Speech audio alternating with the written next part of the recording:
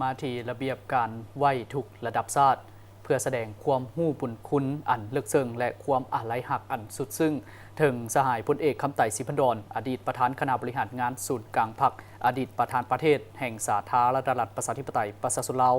คณะรับผิดชอบพิธีชาปนกิจศพระดับชาติออกระเบียบการไหว้ทุกดังนี้ 1. ให้จะตั้งพิธีไหว้ทุกในทั่วประเทศเป็นเวลา5 วันนับแต่วันที่ 3 เมษายน 2025 ถึงวันที่ 7 เมษายน 2025 ตลอดระยะเวลาไหว้ทุกให้งดทุกกิจกรรมเกี่ยวกับการจัดงานเลี้ยงการแข่งขันกีฬาศิลปะและงานบันเทิงทุกประเภท 2. ให้องค์การต่างๆของพรรครัฐองค์การจะตั้งมหาชนและองค์การปกครองแต่ละขั้นสำนักงานผู้ตั้งหน้าแห่งสาธารณรัฐประชาธิปไตยประชาชนลาวประจำอยู่ต่างประเทศเอาธงชาติและธงพรรคลงเครื่องเสานับแต่วันที่ 3 เมษายน 2025 ถึงวันที่ 7 เมษายน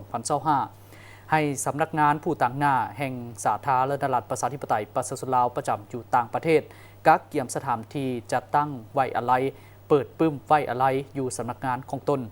3. อยู่นครหลวงเวียงจันทร์จะได้จัดตั้งการเข้าคำนับศพเป็นเวลา 4 วันเริ่มแต่วันที่ 3 เมษายน 2025 ถึงวันที่ 6 เมษายน